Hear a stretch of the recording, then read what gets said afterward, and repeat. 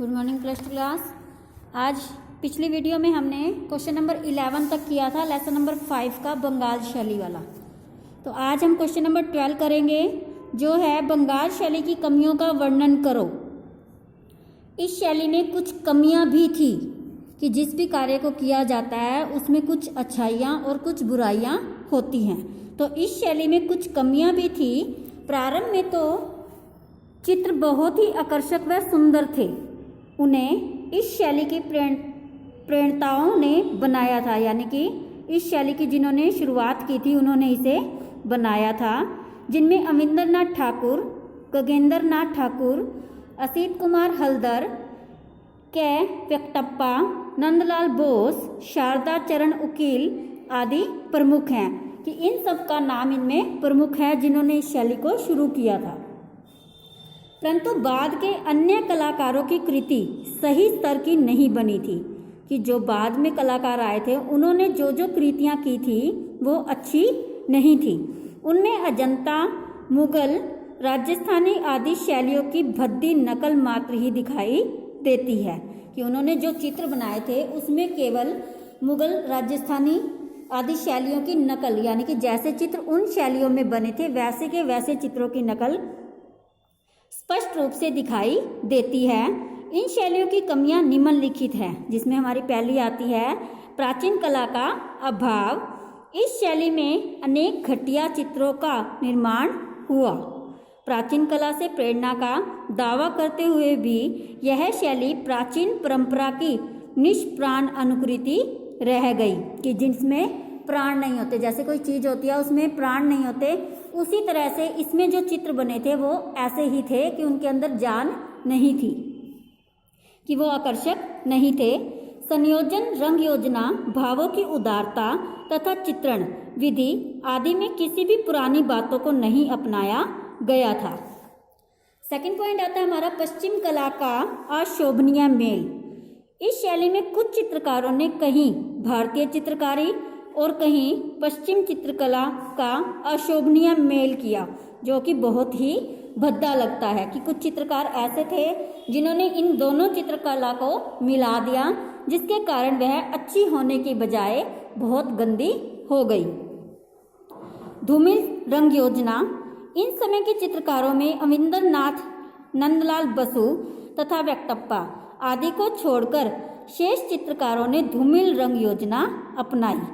कि ये तीन थे, इनको छोड़कर बाकी सभी ने रंग योजना जो की थी वो बहुत ही धूमिल थी, यानी उन्हें कलर कॉम्बिनेशन का ज्ञान नहीं था, जिसके कारण उनके चित्र अभद्र हो गए। जन सामान्य की अनदेखी। इस समय यूरोप में हो रहे आंदोलन का प्रभाव यहाँ भी पड़ा। Impressionism, post impressionism, fascism, cubism आदि नवीनतम प्रयोगों को, यानी कि ये नए एक्सपेरिमेंट के नाम हैं, इन प्रयोगों का प्रभाव भारतीय चित्रकला पर भी पड़ा। इससे कलाकार अपने मनोरंजन के लिए चित्रण करने लगा और जन सामान्य की अनदेखी करने लगा। नेक्स्ट पॉइंट है हमारा शारीरिक अंगों का भद्दा चित्रण। कि इस शैली के कुछ चित्रकारों ने पतली बाहें, लंबी उंगलियां, अधखुली आंखें बहुत ही भद्दी बनाई थी। कि उन्होंने चित्रकारी तो अपने हिसाब से की, परंतु वो चित्रकारी किसी को भी पसंद नहीं आई। उपरोक्त कमियों के कारण बंगाल शैली में घटिया कृतियों का निर्माण हुआ। अगला क्वेश्चन आता है हमारा श्री अविंद्रनाथ टैगोर के जीवन परिचय, चित्रकला में योगदान और प्रमुख चित्रों का वर्णन। भारतीय चित्रकला के पुनरुत्थान के प्रवर्तक श्री अविंद्रनाथ थे। कि उन्होंने भारतीय चित्रकला का जो पुनरुत्थान, यानी कि उसे दोबारा से शुरू करना, उसके जो प्रवर्तक थे वो थे श्री अविंद्रनाथ ठाकुर। आपका जन्म, यहाँ पर जो रिस्पेक्ट में लिखा जाएगा ना वो सारा आपका आपका लिखा हुआ आएगा। आपका जन्म 7 अगस्त सन 1871 ईस्वी में कलकत्ता में हुआ। आपके भाई श्री गगनेंद्रनाथ, चाचा श्री रविंद्रनाथ सभी चित्रकार होने के कारण चित्रकला इनकी पैतृक संपत्ति थी। इन्हें क्या मिली थी? इन्हें पीछे से ही सभी चित्रकार होने के कारण इनको ये पैतृक संपत्ति में मिली थी। आपने विदेशी चित्रकारों की संरक्षता में चित्रकला का अध्ययन किया तथा सर्वप्रथम अनुभव किया कि यदि विदेशी चित्रकला शैली को ही अपनाते रहे तो कला में प्रगति नहीं होगी। कि इन्होंने जब चित्रकला का अध्ययन किया, उसके कार्यभार को संभाला, तो इन्होंने एक चीज़ को महसूस किया कि अगर हम विदेशी चित्रकला को ही अपनाते रहे तो अपने भारत में हम कला को आगे नहीं बढ़ा पाएंगे। इस कारण 1895 ईस्वी में भारतीय परंपरा की ओर ध्यान आकर्षित हुआ। 1905 ईस्वी तक आपने राधा कृष्ण और कृष्ण लीला के चित्रों की रचना की, जिसमें भारतीय परंपरा का विचार रखा गया, उसमें भारतीय परंपरा को दिखाया गया। 1905 में दो जापानी चित्रकारों टेकन और हसीदा से आपकी भेंट हुई, यानी कि वो उससे मिले। फलस्वरूप आपकी कला में वास्ट टेक्निक का समावेश हुआ। सही बंगाल शैली का आरंभ हुआ। यहीं से क्या हुआ? बंगाल शैली का आरंभ हुआ, क्योंकि बंगाल शैली ही ऐसी शैली थी जिसमें वास्ट टेक्निक को सबसे ज़्यादा प्रयोग किया गया है। 1910 ईस्वी तक आपने कालिदास के मेघदूत, उमर खयाम आदि ऐतिहासिक एवं सामाजिक विषयों के चित्रों का निर्माण किया। इन चित्रों में वास्ट टेक्निक का प्रयोग भली प्रकार हुआ था, मतलब बहुत अच्छे तरीके से ध्यानपूर्वक किया गया था। अविंदरनाथ, इन चित्रों में वास्ट टेक्निक का प्रयोग भली प्रकार हुआ। अविंदरनाथ टैगोर ने 1919 में कला भवन की स्थापना की। श्री अविंदरनाथ टैगोर की कला जो है वो मौलिक है। कला में सुधार की भावना आरंभ में ही दृष्टिगोचर होती है कि जब उन्होंने इसको कार्य को शुरू किया तो वो शुरू से ही हर बात पर ध्यान देते थे कि उसमें कोई कमी ना रह जाए, साथ के साथ हर गलती को सुधार लेना। प्रयोगात्मक विधि के सच्चे अनुयायी होने के कारण भिन्न भिन्न शैलियों को पनपने का अवसर इन्होंने अपनी कलाकृतियों में दिया। यद्यपि आपकी कला शिक्षा पाश्चात्य कलाकारों की देखरेख में हुई, कि इन्होंने जो शिक्षा ग्रहण की थी कला की, जो पुराने कलाकार होते थे उनकी देखरेख में रहकर इन्होंने इस शिक्षा को ग्रहण किया। फिर भी आपके चित्रों पर यूरोपियन प्रभाव नाम मात्र को ही नहीं और चीनी, ईरानी, जापानी प्रभाव भी आपकी कृति में भारतीय हो उठा।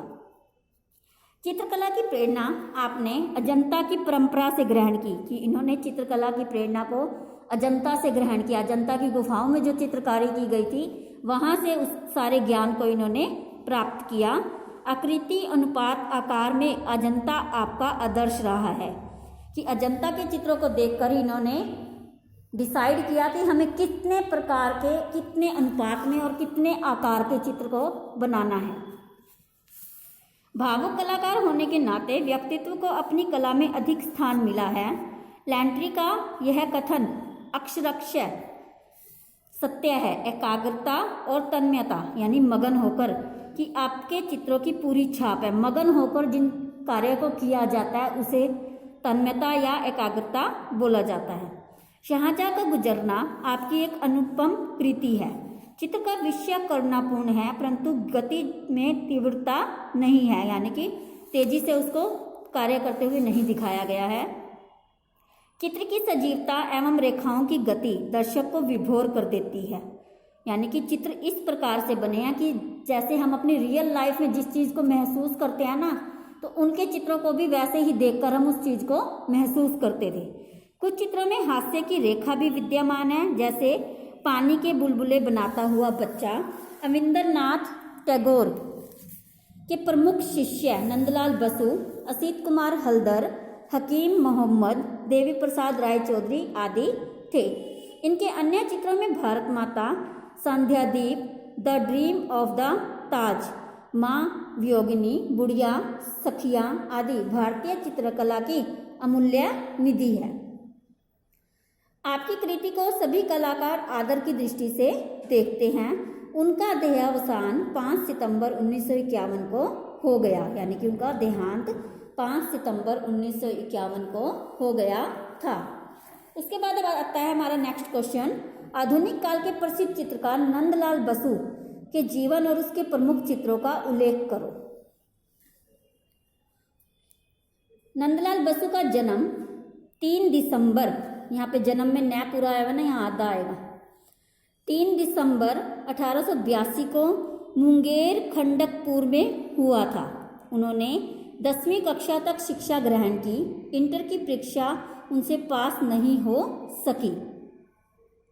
इसके पश्चात उन्होंने कलकत्ता के आर्ट स्कूल में कला की शिक्षा ग्रहण की।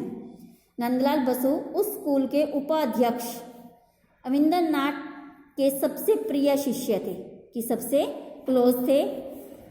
उन्होंने रैम्परा, यहाँ पर टेम्परा आएगा, टै लगा लो अगर गलत लिखा हुआ तो उसमें, टेम्परा व जल रंगों से ही चित्रों को बनाया था। टेम्परा जल रंग यानी कि जो वाटर कलर आते हैं ना, उसे बोलते हैं।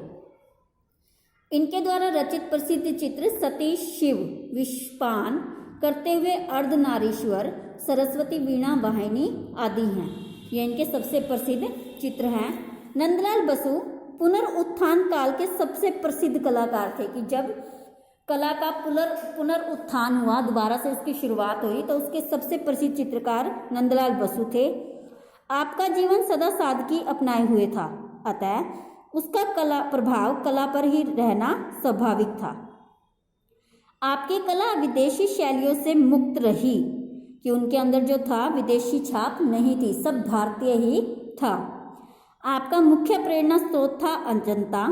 अजंता के सभी गुणों में से वे आज के कलाकारों के निकटतम हैं। कि अजंता के जो सभी गुणों से वे आज के कलाकारों के निकटतम है, यानी उनके आसपास है। उनकी रेखाएं जीवन व गति का द्योतक है। तो कल्पना आकाश के और छोर तक उड़ाने भरती है, कि उन्होंने जो भी कल्पना की है कि हम इस प्रकार के चित्र बनाएंगे, हम इमेजिन करते हैं ना, ऐसे वो भी इमेजिन करते थे। तो उनकी जो कल्पना थी वो आसमान को छू गई। चित्रों का विषय बुद्ध धर्म की कथाएं व पौराणिक हिंदू धर्म है। इसका यह अर्थ नहीं है कि वे अत्यंत रूढ़िवादी कलाकार हैं। रूढ़िवादी यानी सख्त नियमों को अपनाने वाले। वे सच्चे अर्थों में कलाकार हैं। उन्होंने प्राचीन शैली को अपने मौलिक रूप में नवीनता का ताना बाना पहनाकर प्रदर्शित किया है। उनका प्रसिद्ध चित्र शिव तपस्या में लीन पार्वती अपूर्व कलाकृति है। यहाँ कलाकार की अपूर्व कल्पना का सात्विक रूप दिखाई पड़ता है, कि जो काम करने से पहले जो कल्पना कर ली जाती है अपूर्व वो होती है। श्री वासुदेव शरण अग्रवाल इनके चित्र के संबंध में लिखते हैं, मुझे याद है श्री नंदलाल बसु द्वारा अंकित तप करती पार्वती को पहले ही दिन की चित्र प्रदर्शनी में देखकर मैं स्तंभ रह गया। कि वो ये लिख रहे हैं कि मुझे याद है श्री नंदलाल बसु द्वारा अंकित, कि नंदलाल बसु ने एक ऐसा चित्र बनाया था जिसका नाम था तप करती हुई पार्वती। उसको चित्र प्रदर्शनी में लगाया गया। तो जब मैंने उस चित्र को देखा तो मैं स्तंभ रह गया। उसकी छाप मेरे मन में हटती ही नहीं थी। यानी वो इतना अट्रैक्टिव चित्र था जिसे देखकर ये लगता था कि जो भी चित्र में दिखाया गया वो बिल्कुल अभी के अभी बाहर आ जाएगा। रियलिटी दिखाई दी गई थी। उस चित्र में मुझे कालिदास कृत कुम्भार संभव के 5वें सर्ग की पार्वती के साक्षात दर्शन मिले, कि मुझे साक्षात पार्वती के दर्शन हुए। मुझे इस चित्र में पार्वती नहीं, भारतीय संस्कृति स्वयं मूर्तिमती दिखाई देती है। उनके अन्य कलापूर्ण चित्रों में सती, सुजाता, उमा का शोक, पूजा, दुर्गा आदि मुख्य है। विश्व कवि रविंद्रनाथ ठाकुर ने उनकी कला की बड़ी ही प्रशंसा की थी। उनके परिवार की लगभग सभी सदस्य कलाकार हैं।